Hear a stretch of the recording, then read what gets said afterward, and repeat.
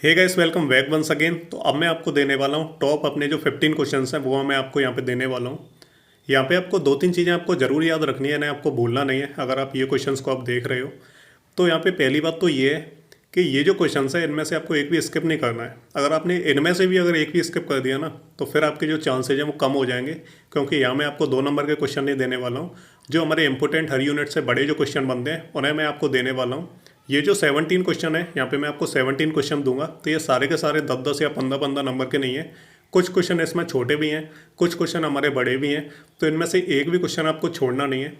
Second जो बात है वो ये है यहाँ पे ध्यान रखने वाली कि ये जो क्वेश्चंस हैं तो ये हर यूनिट से लिए गए हैं, और जो भी यूनिट में इंपॉर्टेंट क्वेश्चन होते हैं तो उनके हिसाब से मैंने यहाँ पे सिलेक्ट किए हैं। और यहाँ पे मैंने कोई नंबरिंग नहीं की है कि ये 2 नंबर का है, 5 नंबर का है, 10 नंबर का है, ऐसा कुछ भी नहीं है। यहाँ पे आपको केवल ये सोच के पढ़ना है कि हमें बस पढ़ना है, बाकी क्वेश्चन मैटर नहीं करता ये कितने नंबर का है। तो बाकी आपको नॉलेज के लिए पढ़ना है। जितने भी क्वेश्चन मैं आपको दे रहा हूँ ये आपको तैयार करने हैं, आपको ये नहीं देखना है कि कौन सा बड़ा है कौन सा छोटा है। बस पूरा क्वेश्चन अगर आप तैयार कर लेते हो तो फिर एग्जामिनर जैसे भी पूछता है उसके हिसाब से आपको लिखना है।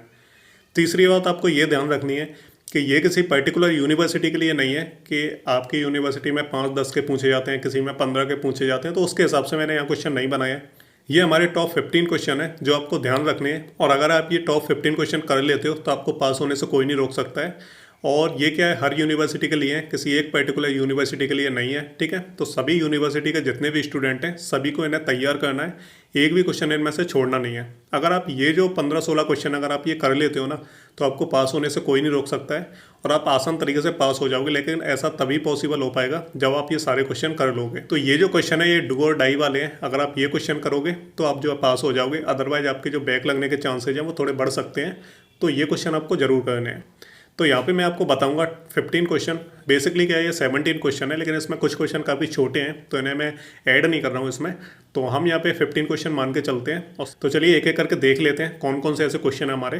तो ये डू और डाई वाले हैं, करो या मरो वाले। ठीक है, अगर आप इन्हें करते हो तो आप अच्छी जो है नंबर ला सकते हो, और इसके अलावा भी अगर आपने पहले से जो है शुरुआत से आप कंसिस्टेंसी के साथ पढ़ते आए हो तो आप टॉप भी कर सकते हो।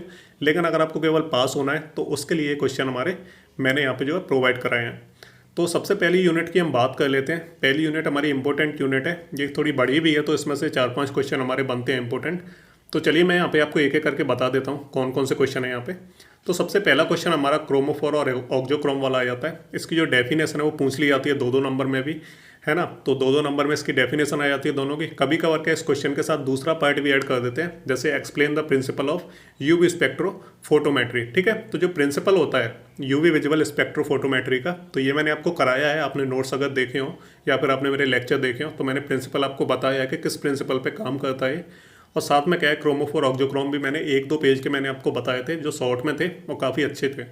तो दोनों को आपको तैयार करना है, या तो इस वाले को आपसे 2 नंबर में पूछ लेगा, या फिर क्या है इसका जो एक्सप्लेनेशन है वो 5 नंबर में आ जाता है। तो दोनों को मिला के भी क्या है 7 नंबर में पूछ सकते हैं। तो ये हमारा पहला क्वेश्चन हो गया जो आपको तैयार करना है। दूसरा, हमारे जो ईएम रेडिएशन रहती है उसके जो डिफरेंट डिफरेंट रीजन्स रहते हैं, ठीक है, तो उसके बारे में आपको जो है पढ़ना है, उसके बारे में जो डिस्कस करना है यहाँ पे। और इसी में एक और पार्ट आता है हमारा जो केमिकल शिफ्ट रहते हैं यूवी रीजन में, ठीक है, जो स्पेक्ट्रल शिफ्ट रहती हैं, तो उनके बारे में आपको पढ़ना है। तो ये हमारा दूसरा इंपॉर्टेंट क्वेश्चन बनता है पहली यूनिट से। नेक्स्ट हमारा बियर और लैम्बर्ट्स लॉ आता है। मैंने आपको 2 कराए, एक लॉन्ग वाला एक शॉर्ट वाला। तो अगर शॉर्ट वाले में अगर बियर लैम्बर्ट्स लॉ पूछा जाता है तो आप शॉर्ट वाला लिख देना, और लॉन्ग वाला अगर 5 या 7 नंबर में आता है तब आपको जो है बड़ा वाला लिखना पड़ेगा एक्सप्लेन करके, है ना। इसके अलावा बियर लैम्बर्ट्स लॉ में क्या है, डेविएशन भी पूछे जाते हैं, तो डेविएशन भी मैंने आपको कराया, और डेरिवेशन बियर लैम्बर्ट्स लॉ का मैंने आपको कराया है। ठीक है, तो दोनों आपको पढ़ लेने हैं। ये हमारा इंपॉर्टेंट है बियर लैम्बर्ट्स लॉ, ये आपको छोड़ना नहीं है। और नेक्स्ट हम बात करें पहली यूनिट से, तो आपको यूवी विजुअल स्पेक्ट्रोफोटोमीटर है ना, तो मैंने आपको 2 कराए हैं, एक डबल बीम वाला कराया, एक सिंगल बीम वाला। तो आप दोनों को देख लेना, थोड़ा थोड़ा डिफरेंस रहता है। डबल बीम वाले में बस डबल डबल जो है हमारे कंपोनेंट हो जाते हैं, बाकी सिंगल बीम में हमारा सिंगल बीम रहता है। तो आप एक तो उसका डायग्राम देख लेना, दूसरा उसमें जो वेरियस जो कंपोनेंट्स यूज किए जाते हैं, ठीक है, जैसे मोनोक्रोमेटर वगैरह, डिटेक्टर्स वगैरह, ये सारी चीज़ें इस्तेमाल की जाती हैं। तो इसके जो डिफरेंट डिफरेंट पार्ट्स रहते हैं, खासकर उसमें जो डिटेक्टर दिए हैं ना, तो वो आपको जरूर पढ़ लेने हैं। डिटेक्टर के आईआर में भी पूछे जाते हैं, आईआर स्पेक्ट्रोस्कोप में, और हमारा ये यूवी रहता है तो इसमें भी पूछा जाता है। तो डिटेक्टर आपको पढ़ लेने हैं। बाकी मोनोक्रोमेटर्स वगैरह इस्तेमाल किए जाते हैं तो वो सारे के सारे आपको देख लेने हैं कितने तरह के रहते हैं। तो ये सारे के सारे आपको, तो एक हमारा ये क्वेश्चन बन जाता है। और आप डायग्राम जरूर देख लेना, अगर पहली यूनिट से अगर कुछ भी अगर पूछा जाता है यूवी स्पेक्ट्रोस्कोपी के बारे में तो आप जो डायग्राम जरूर बना देना।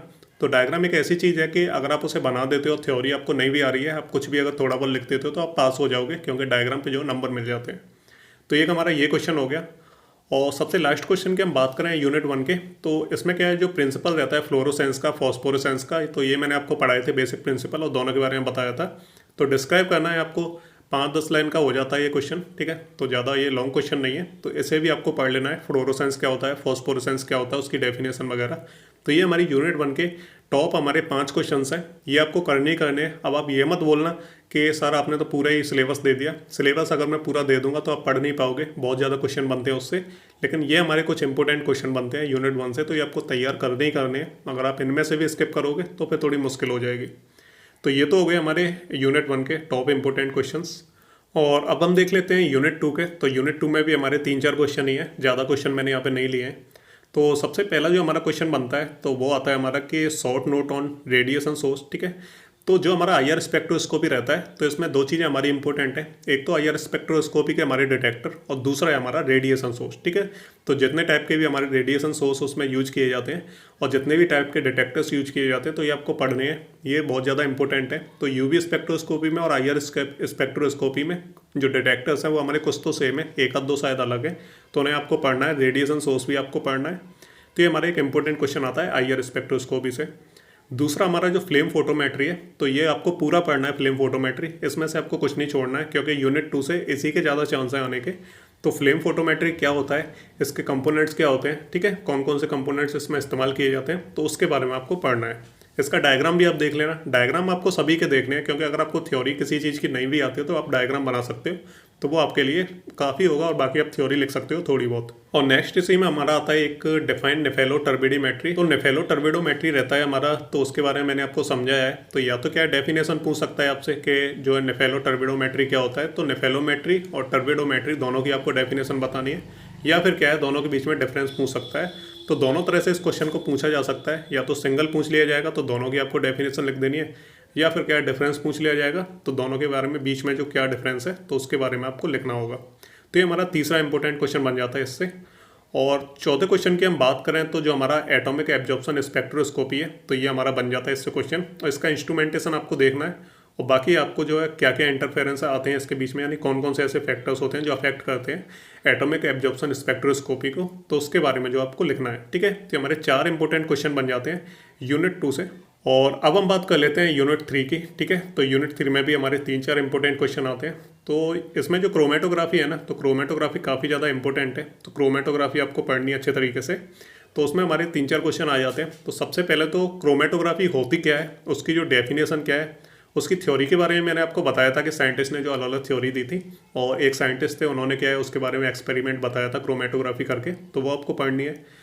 और क्रोमेटोग्राफी के एडवांटेज डिसएडवांटेज और उसके एप्लीकेशंस क्या क्या होते हैं, तो ये आपको लिखने हैं, ठीक है। तो क्रोमेटोग्राफी हमारी एक इंपॉर्टेंट यूनिट है, तो इसे आपको पूरी पढ़ना है। और इसमें हमारी एक TLC होता है, थिन लेयर क्रोमेटोग्राफी, तो उसके बारे में मैंने आपको शॉर्ट में काफ़ी अच्छे से बताया था। अगर आपने मेरे लेक्चर नहीं देखे तो जाकर देख लेना। उसका प्रिंसिपल क्या होता है, उसके प्रिंसिपल को एक्सप्लेन करना है। अगर किसी चीज़ का डिफाइंड TLC पूछा है या कुछ भी अबाउट ए TLC, तो वहाँ पे आपको केवल डेफिनेशन लिखनी रहती है, पूरा एक्सप्लेन नहीं करना रहता। तो डिफाइंड TLC में आपको TLC की जो डेफिनेशन लिखनी है, बाकी एक्सप्लेन अगर करके इसे पूछा है तो प्रिंसिपल आपको लिखना है, और कौन कौन सी टेक्निक्स यूज की जाती हैं थिन लेयर क्रोमेटोग्राफी में, तो उसे आपको जो है एक्सप्लेन करना है। और जो प्रिपरेशन कैसे की जाती है, TLC प्लेट को कैसे जो है तैयार किया जाता है, किस तरीके से उसके ऊपर जो है लेयर लगाई जाती है, तो ये सारी चीज़ें, ये जो मेथोडोलॉजी है ये आपको पढ़नी है। तो ये हमारा इंपॉर्टेंट क्वेश्चन है TLC। और इसके अलावा जो नेक्स्ट हमारा क्वेश्चन है उसमें आपको पेपर क्रोमेटोग्राफी क्या होती है उसकी डेफिनेशन आपको पता होनी चाहिए, और पेपर क्रोमेटोग्राफी में कौन कौन से एपरेटस यूज किए जाते हैं, जैसे पेपर इस्तेमाल किया जाता है ना, और उसमें और भी चीज़ें यूज की जाती हैं, मोबाइल फेज, स्टेशनरी फेज, तो ये काफ़ी आसान है, ठीक है। तो आप जो है इसे भी तैयार कर लेना। और पार्टीशन क्रोमेटोग्राफी क्या रहता है, इसका किस प्रिंसिपल पे काम करता है, ठीक है। तो ये हमारा एक इंपॉर्टेंट क्वेश्चन बनता है। इसमें 2-3 क्वेश्चन हमारे छोटे छोटे हैं, जैसे आपको ब्रीफ में लिखना है कि पार्टीशन क्रोमेटोग्राफी क्या है, तो ये इसका केवल आपको प्रिंसिपल लिखना है, एक छोटा सा डायग्राम बना देना है आपको कॉलम का, ठीक है। तो ये हो गई हमारी पार्टीशन क्रोमेटोग्राफी, है ना। और जो सबसे ऊपर का क्वेश्चन है क्रोमेटोग्राफी वाला, यूनिट 3 में ये वाला हमारा, तो यहाँ पे आपको उसकी डेफिनेशन लिखनी है क्रोमेटोग्राफी की, उसकी थ्योरी लिखनी है, साइंटिस्ट ने क्या बताया था, बाकी एडवांटेज डिसएडवांटेज में आप 4-4 लिख सकते हो, और बाकी एप्लीकेशंस में भी आप 4-5 पॉइंट लिख सकते हो, तो बस आपका क्वेश्चन हो जाएगा। तो ये हो गया हमारे यूनिट 3 से मोस्ट इंपॉर्टेंट क्वेश्चन, जो हमारे 4 क्वेश्चन हैं। और अब हम बात कर लेते हैं यूनिट 4 की। तो अभी हमारा क्या है, यूनिट 3 से हमारा एक और क्वेश्चन रह गया है हमारा। तो इसमें आपको जेल इलेक्ट्रोफोरेसिस, तो आपको जेल इलेक्ट्रोफोरेसिस आपको जरूर करना है क्योंकि ये इंपॉर्टेंट है। इलेक्ट्रोफोरेसिस से एक क्वेश्चन जरूर पूछा जाएगा, तो वो हमारा जेल इलेक्ट्रोफोरेसिस है, तो इसे आपको जो है तैयार करना है। तो ये हो गए हमारे यूनिट 3 के 5 इंपॉर्टेंट क्वेश्चन। यूनिट 4 पे आ जाते हैं। तो यहाँ पे हमारे 2 ही क्वेश्चन है जो इंपॉर्टेंट है तो इसमें और भी काफ़ी सारा सिलेबस, लेकिन मैं आपको यहाँ पे सिलेक्टेड 15 क्वेश्चन दे रहा हूँ जो आपकी डिमांड थी। तो आपको केवल इन्हीं को करना है, और फिर आप ये मत बोलना कि सर अभी तो ये भी रह गया है वो भी रह गया है। तो उसके लिए मैं आपको पहले क्वेश्चन दे चुका हूँ, तो उनको कर लेना अगर आपको कम लग रहे हैं ये क्वेश्चन। तो ये क्वेश्चन केवल उनके लिए हैं जो केवल पास होना चाहते हैं, जिन्होंने पूरे साल कुछ नहीं पढ़ा है और अभी एक आध महीने में वो तैयारी करना चाहते हैं, तो उन लोगों के लिए क्वेश्चन काफ़ी सही है। तो यूनिट 4 से हमारा जो पहला क्वेश्चन आता है वो हमारा जीएलसी आता है। बहुत ही इंपॉर्टेंट क्वेश्चन है यूनिट 4 से। तो जीएलसी गैस लिक्विड क्रोमेटोग्राफी, तो उसका प्रिंसिपल किस प्रिंसिपल पे काम करता है और उसका इंस्ट्रूमेंटेशन क्या है। तो इंस्ट्रूमेंटेशन में आपको केवल डायग्राम बनाना रहता है, तो किस तरीके से गैस लिक्विड क्रोमेटोग्राफी काम करता है। तो ये हमारा इंपॉर्टेंट क्वेश्चन है। और इसी से हमारा दूसरा एचपीएलसी वाला आ जाता है, हाई परफॉर्मेंस लिक्विड क्रोमेटोग्राफी। तो इसका इंस्ट्रूमेंटेशन और उसकी एप्लीकेशन, ठीक है, और डेफिनेशन आपको पता होनी चाहिए। इंस्ट्रूमेंटेशन में आपको डायग्राम जो है तैयार कर लेने कि किस तरीके से जो है काम करती है एचपीएलसी। और ये हो गया हमारे यूनिट 4 से। और यूनिट 5 से हमारा केवल एक ही क्वेश्चन आता है जो है हमारा एफिनिटी क्रोमेटोग्राफी। तो इसे आपको जरूर तैयार करना है। तो ये हमारा इंपॉर्टेंट क्वेश्चन निकल के आता है यूनिट 5 से, जिसमें एफिनिटी क्रोमेटोग्राफी, साथ में इसके प्रिंसिपल किस प्रिंसिपल पे काम करता है उसे आपको एक्सप्लेन करना है, साथ में इसके एप्लीकेशंस जो हैं उनको आपको एक्सप्लेन करना है। तो ये हो गया हमारा यूनिट 5 से एक इंपॉर्टेंट क्वेश्चन। तो ये जो क्वेश्चन है ये हमारे टॉप 15 क्वेश्चन है। अगर आप इन्हें कर लेते हो, ठीक है, तो आप आसान तरीके से पास हो सकते हो। अगर आपने पूरे साल कुछ नहीं पढ़ा है, अभी आपके पास टाइम कम भी बचा है, तो आप इस टाइम में जो है आप इन क्वेश्चंस को कर लो। और कोई भी अगर आपको डाउट्स वगैरह होते हैं तो आप कमेंट करके पूछ सकते हो। तो ये थे हमारे 5 यूनिट से मोस्ट इंपोर्टेंट क्वेश्चन, जो हमारे केवल 15 क्वेश्चन हैं। अगर आप इन्हें कर लेते हो तो मैं गारंटी देता हूँ कि आप पास हो जाओगे। और बाकी आपको अगर लग रहा है कि इसमें क्वेश्चन कम है, तो मैं आपको पहले भी क्वेश्चन प्रोवाइड करा चुका हूँ मोस्ट इंपोर्टेंट क्वेश्चन, तो उनमें से आप जाके कुछ क्वेश्चन और कर सकते हो अगर आपके पास टाइम बचता है तो, ठीक है। तो ये थे हमारे 15 question most important instrumental method of analysis B pharmacy 7th semester. और इसके जो नेक्स्ट वीडियो है इसमें हम जो है अदर जो सब्जेक्ट है उनके भी हम 15 क्वेश्चन जो है कवर करेंगे, और वो 15 क्वेश्चन आपको जरूर करने हैं। तो ये था आज का हमारा वीडियो। आई होप आपको सब कुछ ठीक लगा होगा। तो मिलते हैं अगले वीडियो में, तब तक के लिए goodbye and take care.